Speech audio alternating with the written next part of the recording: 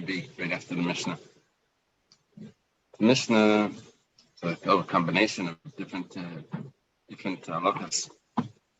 First one is you can't put flour into the charesis, right? Or into mustard. That would make it less sharp. The second thing is, and if you did, what was the din? Were you allowed to eat it right away, or was it asa?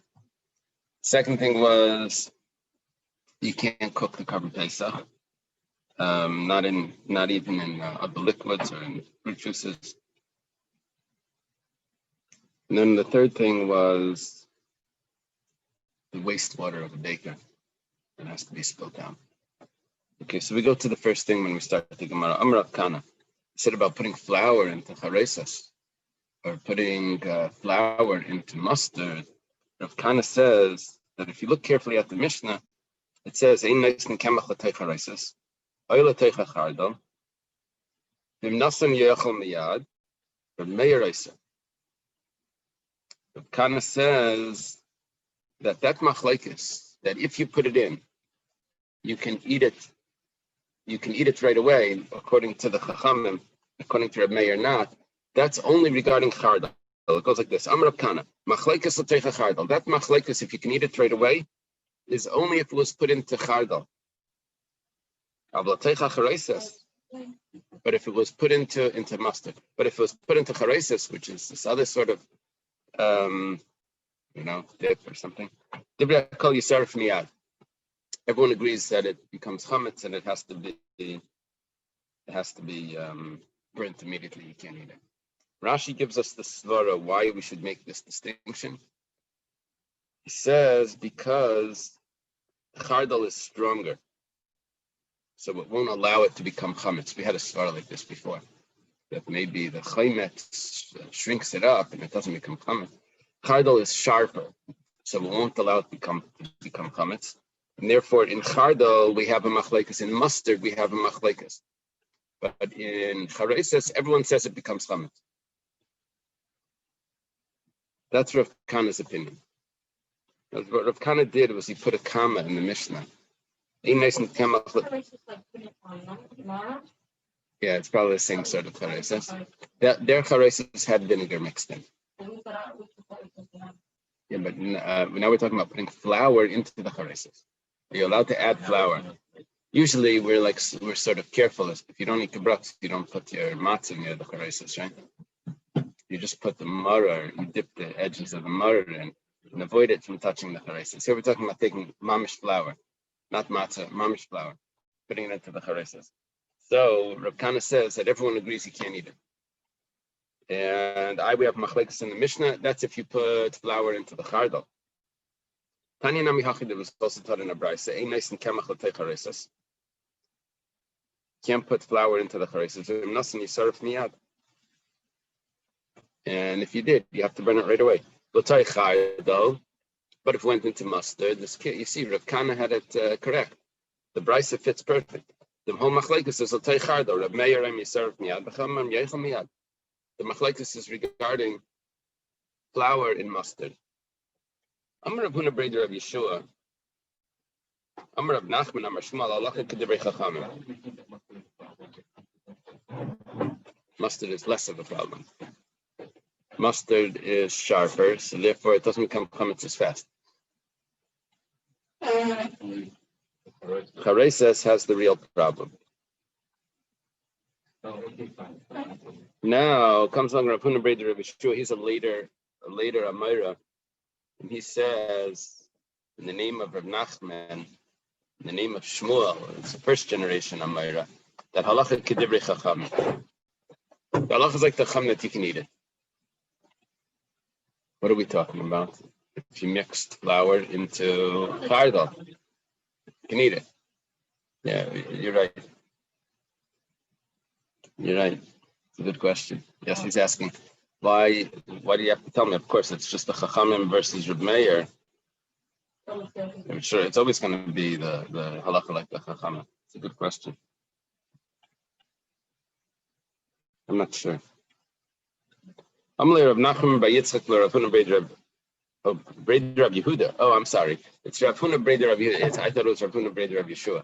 No, it's Rav Huna Breder Rav Yehuda. Okay, so it didn't jump so many generations. It's still first, second, third generation. Shmuel is the first generation, Rav Yehuda is the second, and Rav Huna, his son, would be the third. Okay. So Rav Nachman Bar Yitzchak says to Rav Huna Breder Rav Yehuda, Achareisis ka'amar mar, ayachardol ka'amar mar. Was the master talking about the halachas like the chachamim that you can eat it regarding flour that was mixed into chareisis, or regarding flour that was mixed into chardol, into mustard? Amalei l'may nafkamina. What's the difference? He says, look at the Rav Kahana. The difference is Rav Kahana. Rav Kahana said, if you tell me the halachas like the chachamim regarding chareisis, that means that you hold that the chachamim have opinion about chareisis, that you're allowed to eat it then. And Rav Kahana said that there was no machlekes about chareisis. Damar Rav Kahana machlekes teichardal. Am teichareisis divrei kol yisarf miyad. Do you accept Rav Kahana? Is basically what I'm asking. Amalei leishmieli. I never heard of that. Kalaimar, what that means is leisvirli. I don't hold of that. Okay, and therefore what he's saying is that the machlekes is by both of them. That was the simple reading of the Mishnah anyway. Right? It looks like the Brisa was clearly differently. But okay, Amar Rav Ashi, Kavaseder Rav Kahana Mistabra. It makes sense to follow Rav Kahana, that the machlekes is only by mustard, that there's a lenient opinion in. Mida Amar Shmuel, because Shmuel says, Ein halacha k'Rab Yosi. Remember, Rabbi Yosi said before that if flour got mixed in, I'm sorry, not flour, if barley got mixed in and it started to swell, Rabbi Yosi said that you put it into vinegar, and the vinegar shrinks it. And Shmuel says, Allah's not like Rabbi Yosi. It was yesterday's Gemara. My love, when he says halach's not like Rabbi Yosi, what does he mean? Is it not? It's a musid like a tamas. It doesn't shrink it. But it will make it chametz. And we're talking about vinegar. It doesn't stop the chametz, and on the contrary, it makes it chametz. So here, chareises has vinegar in it, and Shmuel doesn't accept those qualities, those characteristics of chametz, of vinegar, that it stops the chametz. And on the contrary, he says that it causes chametz. So since chareises has vinegar, so Shmuel's going to hold that it causes chametz. So therefore, there's no opinion that allows you to eat flour and chareises because it has vinegar, and Shmuel doesn't hold of those qualities of vinegar. Umar says, like, it's not a real proof. Maybe it doesn't stop the chametz process, but it also doesn't make the chametz process. There was an assumption here that was not, you don't have to accept. We were saying, because Shmuel says that we don't go like Rabbi Yosi, so therefore we're not accepting those qualities of vinegar, that it stops the chametz. It probably makes the chametz. No, it's not true. It stops it. We don't accept those qualities that it stops the chametz, but we also don't say that it makes it chametz. And therefore, it could be that there's a machlekes by both, by chareises and by.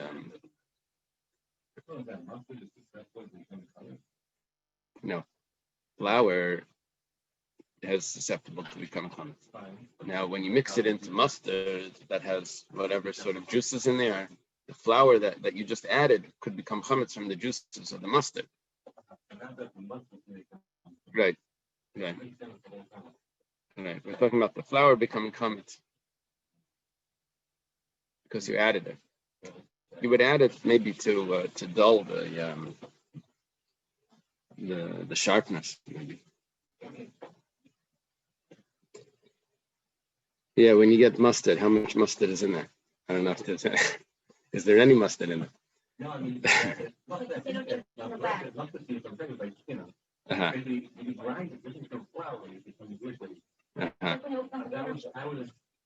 So that would explain. Because if it becomes liquidy, then when you add the flour to thicken it or whatever you're doing, so that could become chametz. It really used to be the opposite way.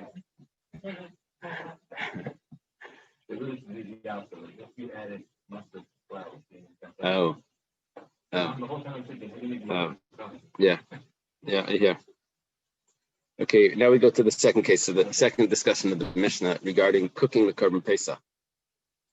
You're not allowed to cook the Korban Pesach in any juices. Taner Rabbanon, starting a brisa b'mayim. Let me tell you the psukim over here. It's important. There's two psukim. First pasuk says they shall eat the flesh on that night. V'achlu es basar b'layla zeh tzliesh, roast with fire. Umatzes al meroyim yechlu. Umatzes al meroyim yechlu. That's the first pasuk. Second pasuk is eat not of it. Al teichlu mimeno. Na, raw. We're going to see, no, it doesn't really mean raw. It means half cooked. Medium, yeah. Right. Nor should it be al teichel, right? Don't eat from it, or cooked in water, sodden at all with water. Kiyam tzliesh, but roasted with fire. We have twice. It's kiyam tzliesh. Second pasuk adds in what not to do. So, Taner Rabbanan, it says b'mayim. It means don't cook it in water. Bashal b'mushal b'mayim. Ainli el b'mayim. Pasuk says water. Shar mashkim minayin. How do you know you can't use other liquids? Amrit kal v'chayim will say kal v'chayim. Ma mayim shein matigim time. Water that doesn't take away the flavor. Asurim, you're not allowed to cook it. Shar mashkim shein matigim time like kolshkein. Other liquids that take away the flavor. Is it not the kal v'chayim that you shouldn't be allowed to use? You have to eat the Korban Pesach, and you're not eating other things. Sometimes they give you this food, but it tastes like everything else that they cooked with it. So for sure, if you can't use water, for sure you can't use other things. That's a kal v'chayim. That's the Tanakama of this brisa. Rebbe says b'mayim. It says in water. Ainli elamayim. I would only think water. Sham mashkim minayin. How do I know other liquids? I can't cook it in that either.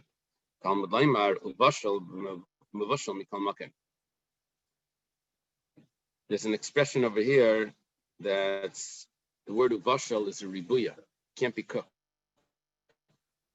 And it's adding, it could have just said mevushal. Why does it say bashal mevushal? It's coming to tell me that any sort of cooking is a problem. And it's coming to include even other liquids. Not from a kal v'chaymer, but because of an extra word in the pasuk. My beinayu. What's the difference between Rebbe and the Tanakama? Is there an actual difference? It could be nayu tzli keder. There is an actual difference. If you roast it in a pot, that means you put it in the pot without any liquid. But as it starts to cook, the juices of the meat itself come out and it cooks in its own juices. So if I say there's a kal v'chaymer, that if I can't use water, I can't use other juices that are going to take away the flavor. So here it's the flavor of the meat itself. There's no kal v'chaymer. Maybe water would dilute the flavor, but here this is the original flavor. But if it tells me bashal mevushal that I can't do any sort of cooking, so this is awesome. So the machlokes here would be tzli keder. If it's roasted in its own juices in a pot. According to the second opinion. According to Rebbe, it's fine. Oh yeah?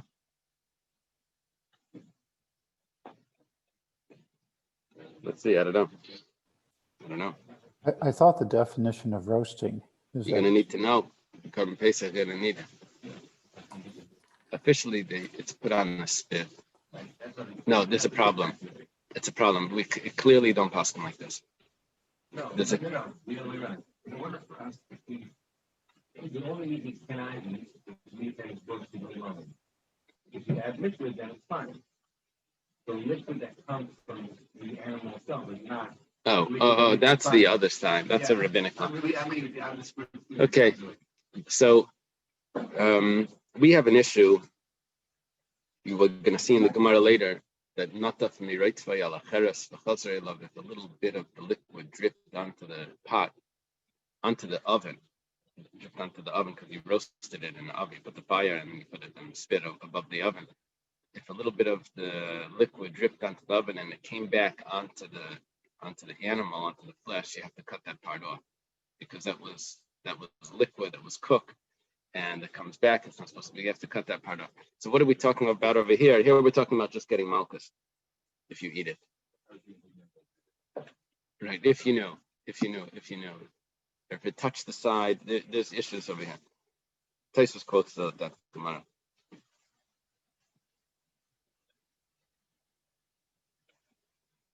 Yeah. Okay. So now we're up to Rabbanan Hai Bashal Mavushal Mayapilo. According to the Rabbanan, they have a Kalvachimer.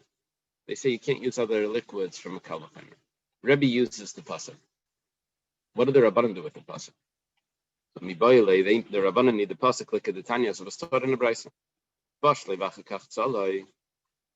If you cook the Korban Pesach and then you roast it, you did two processes to it.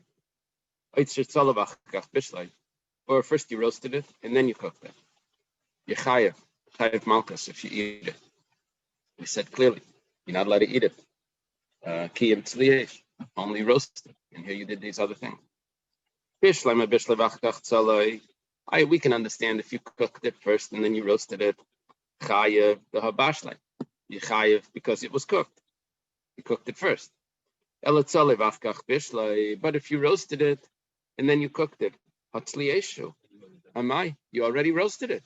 You followed what the Torah said, roast it, and you roasted it. I know there was something else that happened later, but the fact is it was clearly roasted. Rav Kana says, this is following the opinion of Rabbi Yaisi. The Tanya, he says, First, I'm going to have a first opinion before Rabbi Yaisi. We quote a Brisa, the second opinion is going to be Rabbi Yaisi. First opinion is Yitzin Baraka Kashari. You take matzah and you soak it, or you cook it.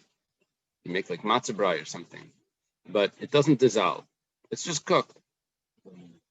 Divra Meir says you yaitz in the mitzvah of matzah. It's a discussion for people that don't have teeth or older people. Matzah is hard for them. Can you soak it in water? This is a discussion. Well, if you follow the opinion that you can, we don't make our matzah wet usually. But for those opinions that make their matzah wet, gebruks, leave gebruks. So can you soak it in water? Not as a question of chametz matzah, but a question of are you yet to the mitzvah of matzah once it's soaked. So here it says that you yet if it's soaked. That's the Reb Meir. Rabbi Yaisi Aimer. Rabbi Yaisi says Yitzin braka kashari avalei b'mavashal. You can soak it, but you can't cook it. Why?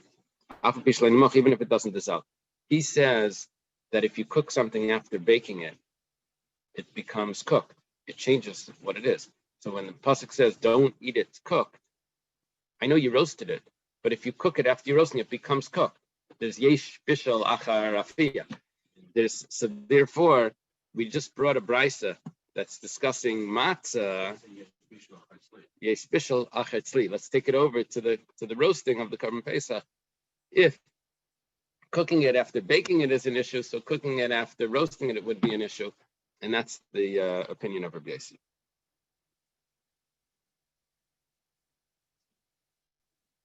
What's our discussion here? We were working on explaining the Rabbanan's opinion, what they do with Bashal Mavashal. I said, what are they teaching us with Bashal Mavashal? They don't need the pasuk to tell me that you can't use they don't need the pasuk to tell me you can't use other juices because they have a Kal V'chaimer to tell me that you can't use other juices. Rabbi Yaisi used the pasuk to tell me other juices. According to the Rabbanan, other juices I know from a Kal V'chaimer. So what do they do with Bashal Mavashal if that's extra because they have a Kal V'chaimer to teach what Rabbi Yaisi used? So we said it's coming to teach us tzalai, roasting it and afterwards cooking it. We said why is that even us? That it's following Rabbi Yaisi that holds that it's considered cooking. That's what this pasuk is telling. Okay, Ula Amar Afilu Tamer Reb Meir. You could even follow Reb Meir's opinion also. You don't have to limit this teaching of the Rabbanan that roasting it and then cooking it is following Reb Yaisi. It could really be Reb Meir. Shani Hachad Amar Kra Bashal Mavashal Mikal Makim. Over there was matzah. Reb Meir said that you're not yaitza. It's not considered cooking. It's Reb Meir said that you are yaitza. Sorry, by matzah, and because it's not considered cooked, because it was baked. But when it comes to the Korban Pesach, of it. By the Korban Pesach, it says, bashal, don't eat it bashal mevushal. That extra word tells me any sort of cooking, even if it was roasted already, you still can't cook it. So maybe there's a chumrah, even according to Reb Meir, that cooking the Korban Pesach is an issue, even after it was roasted. Before we were limiting it to Reb Yossi that holds yesh bishal acharafia, it could be that the Korban Pesach, even Reb Meir would agree that yesh bishal achatzli. It was only by matzah that he didn't accept that. Okay, Taner Rabbanan, starting the Brisa. Yachol tzali kol tzarki yechayev. Maybe there's an issue if you roast it all the way. Pasuk says, no, there's an issue if it's half cooked or if it's cooked in water. No, but not if it's roasted all the way. That's not a problem. Heichidami, what's the case that you're dealing with that you have to bring these psukim? Amravashi the shavi charucha. If you burn it, it's scorched. It's well done.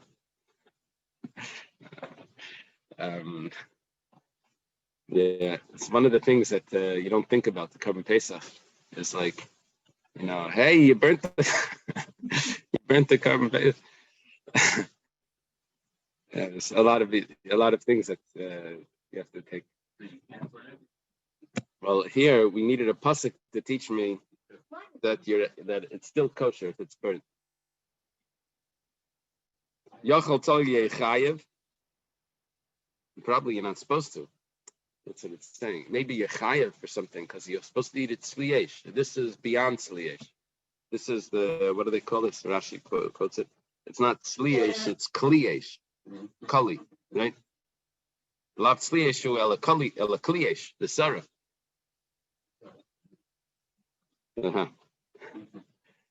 Okay, Taner Rabbanan.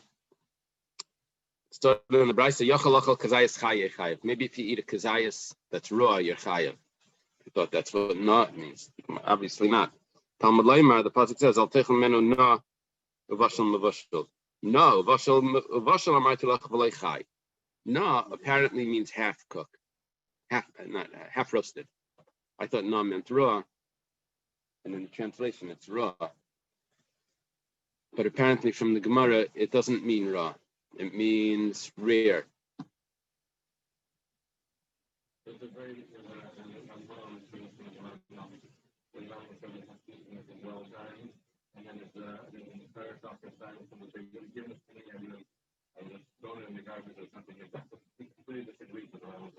Oh, really? So what we're saying over here is that maybe you're chayav malchus if you eat it raw. We say no, you only chayav malchus if you eat it rare. Yachol ye mutter, maybe that's acceptable. Talmud Leimer kim tzliesh. No, it has to be. Can't be raw. You're just not chayav malchus if it's raw. You chayav malchus only if it's rare, only if it's na. It says don't eat it na in Israel. But maybe that you're allowed to eat it raw. It says no, it has to be roasted. Of course you can't eat it. So hechidamina, what's the case of na? Amarav kadami parsoi avranim. Like the person's called avranim. The Steinsaltz has some background into what the old Persian word was, and it means halfway. Okay.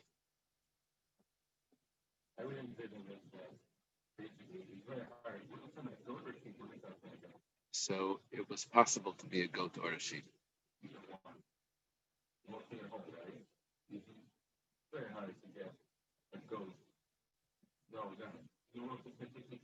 But they're very young. The way I envision it was on the spit, and like one of it sliced off the outside, and then the next level guys put blows on it, sliced off. Very interesting. Very interesting. Because it doesn't make it's very hard to make the middle of a full animal well done. Was there an issue? I seem to remember a Gemara that if the juices collect in the middle, if that was considered cooked. I don't remember exactly where that was. Okay. Amr Rav Chisda says, "Hamivashel b'chami Tveria b'Shabbos is patur." Rav Chisda says, if you cook in the hot springs of Tveria, That means geothermal, cooking. You put food in the air, you're potter. Doesn't say it's mutter. It says you're potter. You cook in the sun is mutter. This we had a discussion, but this is potter. Pesach shebishla b'chami tveria is chayav. If you cook the carbon Pesach in chami tveria, then you're chayav. So apparently it is considered cooking for the carbon Pesach. And the Mepharshim discussed that this is impossible because the carbon Pesach is not allowed to leave Yerushalayim. How do you get it to the chami tveria? And if you take chami tveria and you bring it over to Yerushalayim, it's going to be cold. So it's a theoretical question, or it's a question at a time when you didn't need to bring the carbon Pesach to Yerushalayim. You could bring it anywhere during those, and I could give them something, possibly. There's different explanations. Yeah, but it's possible for the Gemara to be discussing a halacha that was discussed at a time when it was relevant. Why? Because it's a tradition and it's they're going over it. Or the simple chat is that it's a theoretical question. Is it considered cooking? Is cooking in hot springs considered cooking? Maishna b'Shabbos lav told us Deloy. Maishna Shabbos Deloy. What's the reason why on Shabbos it's not chayav? It's pater. Because it has to be told us Eish. It has to be an extension of fire, and the hot springs are not an extension of fire. Veleka, and you don't have it. Pesach Nami. What about the Karban Pesach? Lav told us Eshu. It's not an extension of fire. It's just hot from the ground. Amarava, my chayav diktani. What does it mean chayav? The ka'avar mishum tzliyesh. We're not saying that you violated the laws of cooking. We're saying that you didn't do the roasting. Remember in the pasuk, it says that it has to be roasted with fire. Don't eat it raw or cooked, but roasted with fire. So we're not telling you that you just violated the laws of cooking. We told you it violated the laws of roasting it, which you didn't roast it.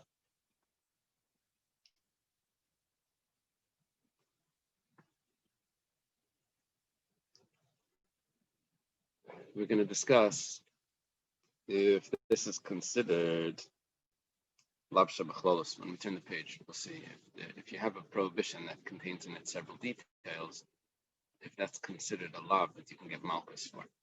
We'll see. Rav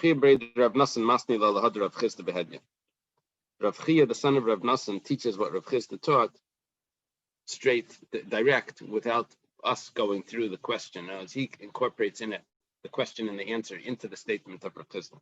If you cook in the hot springs of Tveria on Shabbos, you're exempt. It's not an offshoot of fire. Pesach shebishla b'chami Tveria. If you cook the Karban Pesach and the chami Tveria, it's chayav she'avar mishum tzliyesh. You violated the law of not roasting it. You violated the law that you're supposed to roast it. You didn't roast it. Amar Rava.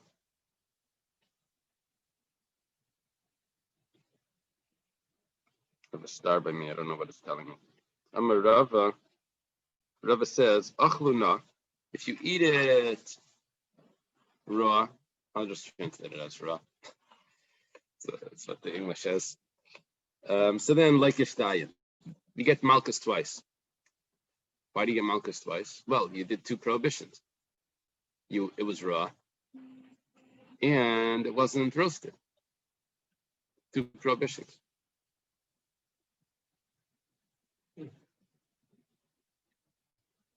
Mevushal, let's say you cooked it, like your stayim. You also get two prohibitions. You cooked it, and it wasn't roasted. Na umevushal. Let's say it was raw and cooked. Remember, raw meant half and half, right? So it was half and half cooked. So like a shelish, over here you get three malchus. You violated all three. Abaya like an alav shebachlolos. Abaya says that this is considered a lav shebachlolos.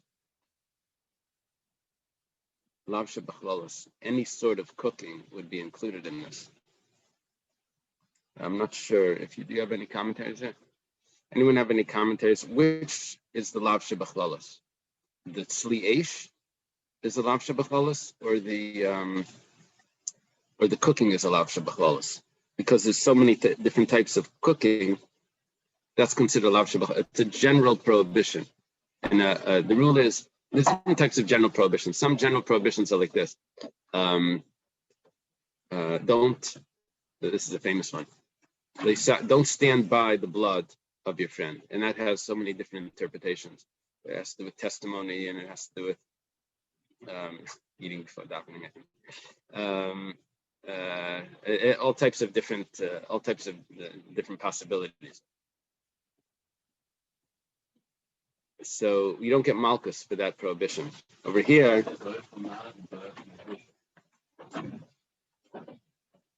yeah, but which one is the closest one? Or maybe they're all a close one.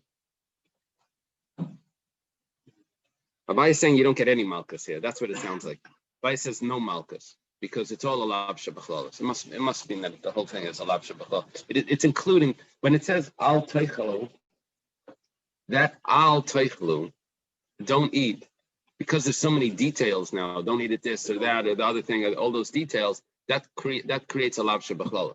That must be what it is. The al, the don't, hasn't it too many details to get malchus. Ikadamri, there are those that say, Tartihu Deloilaki. He just says that you don't get malchus twice. But Chadam yes lucky, but you still get malchus once. And what he means to say is that once you got malchus for cooking it, then you've already covered for the not eating it roasted. Because that's the same prohibition. It said it needs to be roasted, don't eat it cooked. So if you get malchus for the cook, then that's covered. You didn't eat it roasted. Ikadamri, those that say Chadanami Lailaki, miyachid lave kalav de chasima. I think this is explaining that first way of understanding this. Ain't like an alav shebachlalas. I guess that there's the two ikadamris are explaining Abaya's lav shebachlalas. One is that what he meant was lav shebachlalas was that once you got one, you don't get the other one.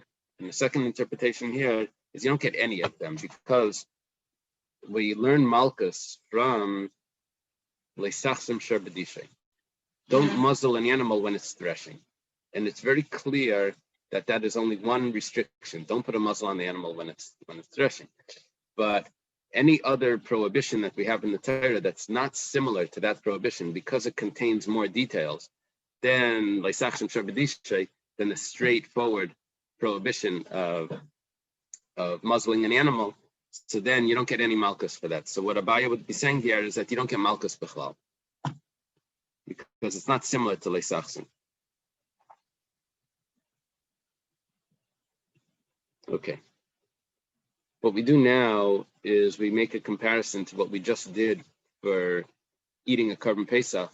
We're going to compare this to a Nazir eating grapes, because by the Nazir also, it has included in there, don't eat the pits, don't eat the skins, and don't eat anything that comes from the grape. You have a similar sort of setup in the Psukim, and we're going to have the same conversation with Rav and Abaya. Rava says, Ochal Zog, if someone ate grape skins, like Kishtayim, he gets malchus twice. What are the two malchus?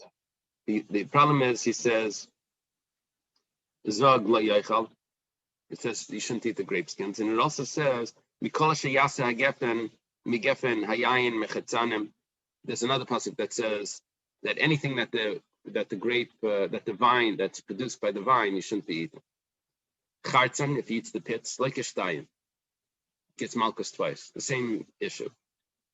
Zog b'chartzan, if he eats, this is talking about a nazir. It's not allowed to have grape products.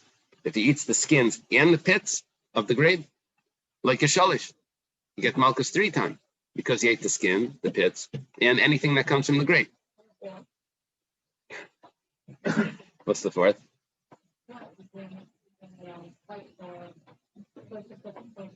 Oh, isn't that interesting? Yes, he has a good question. When he ate the pits, he should get malchus because he ate the pits and he ate something that came from the grapevine. So you get malchus twice. When he eats the skins He gets malchus for the skins, and anything that comes should be 4, not 3. It's a good question.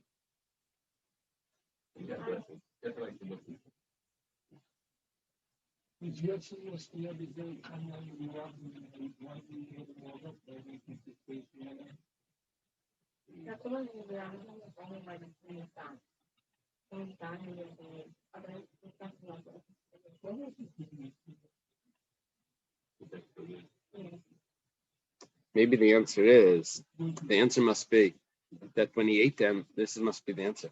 When he ate them, it was with one, he ate them at one time.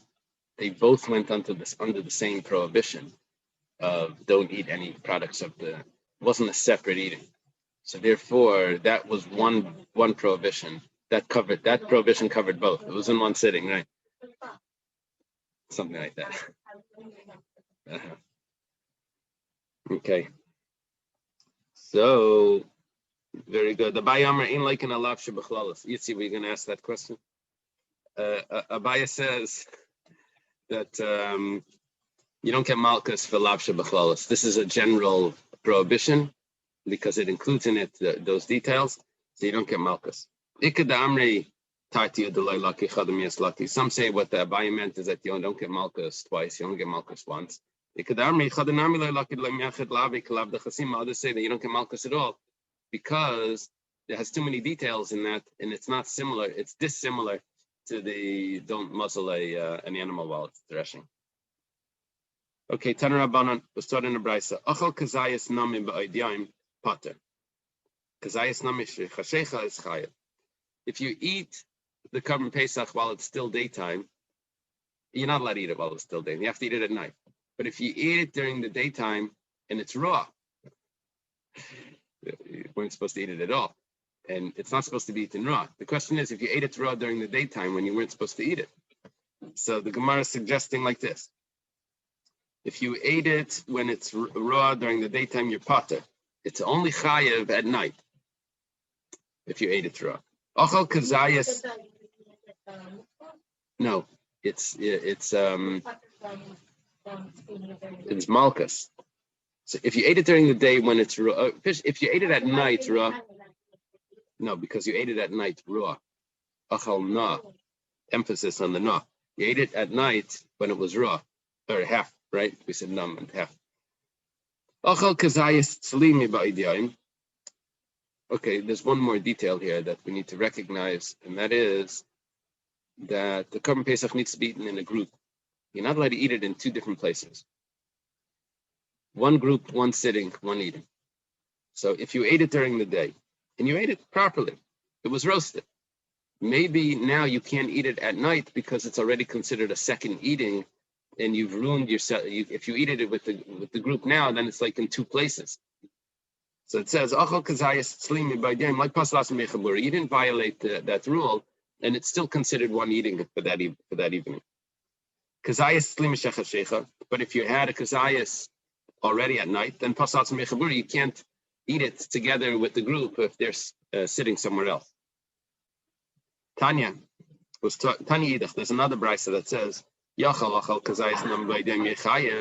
maybe you should be chayiv if you eat a kazayas of raw Korban Pesach while it's before dark. Maybe you should be chayiv. And there's a kal v'chomer you should be chayiv. At a time when you're supposed to be eating it roasted, you nevertheless have a prohibition, don't eat it raw. At a time when you're not allowed to eat it roasted, for sure you shouldn't be allowed to eat it raw. Or maybe not.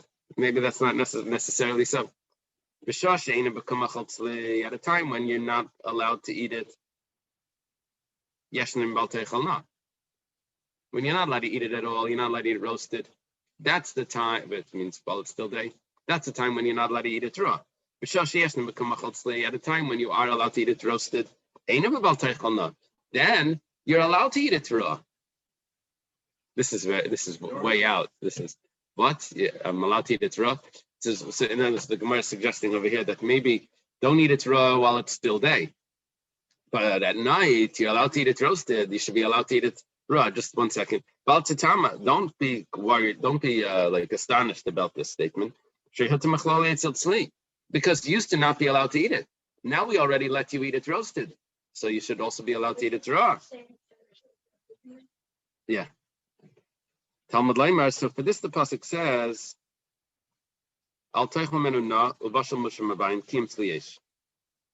don't eat it raw, cooked in water, rather roasted. It didn't need to say kiyam tzliyesh. And the reason why is because the first pasuk already said you should eat it tzliyesh. The second pasuk says don't eat it raw and cooked. Why does it have to say, if you read these verses, it says twice, only roasted? It's coming to tell you, at the time when you're supposed to be eating it roasted, that's when you don't eat it raw. If it's not in the time of eating it roasted, then you don't have the prohibition of don't eat it raw either. So the second brisa just said what the first brisa said, just with all the options, and then we ruled them all out. Okay. Yeah.